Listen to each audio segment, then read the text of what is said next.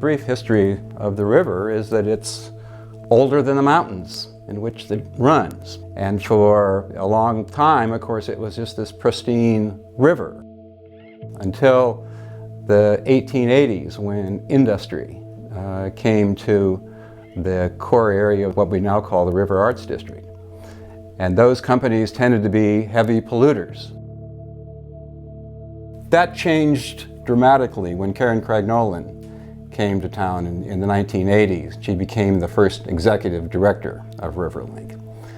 And she had a notion of how the river could be brought back to productivity, that we could help clean up the river from an environmental standpoint, and at the same time then encourage businesses to come down, artists and restaurateurs and others, to try to make a vital place on the French Broad River. Over the last 150 years, just really been disconnected with nature, disconnected to know the rivers here. You might be going over the Bowen Bridge at 50 miles per hour and know you're crossing a river but not really have a deep connection. So everything we do is to try and get people connected, and that usually breaks down into how we do our work, which is a tagline on our logo, which is experience, learn, and conserve. You don't even have to get wet to experience the river is a key point, because we'll get people out. We do bus tours. We have done and will continue to do River Fest in the past, where people can watch the Anything That Floats parade. Those are all experience type activities. We typically work with about anywhere from 1,800 to 2,000 volunteers a year. And there's lots of different ways they can get involved. A lot of it is helping us with some of our land conservation efforts, or just doing a river or stream cleanup, getting out there, getting wet, and removing some trash from our waterways. Our education program is focused a lot on teaching students, mostly 3rd through 9th grade, about stream ecology. We like to get them out in the field and just exploring what makes our rivers and streams so wonderful and beautiful here in Western North Carolina.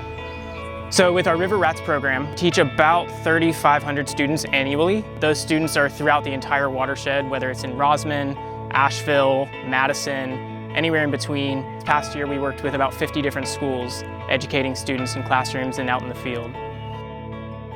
I often see myself reflected in a lot of our students. That moment when I first realized how special the environment was and how much I could connect with nature.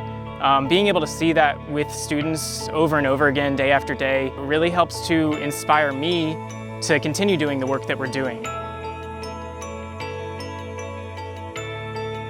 RiverLink's Watershed Resources program, which I oversee, is focused on improving and maintaining water quality within the French Broad River watershed and all the tributaries within it.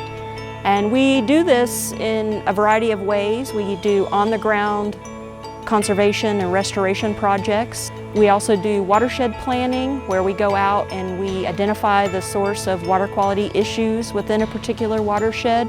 And then we also pursue projects that address stormwater runoff. And so we pursue grant funds that install stormwater control measures. So these are landscape features that capture stormwater runoff before it enters our waterways. The land and the water are connected. It's all about this connectivity. We talk about the fact that water is important, but the land is contributing directly to that. The runoff coming across that land is quite often buffered if the land's off natural. The erosion along the streams is increased when you don't have vegetation to hold it together.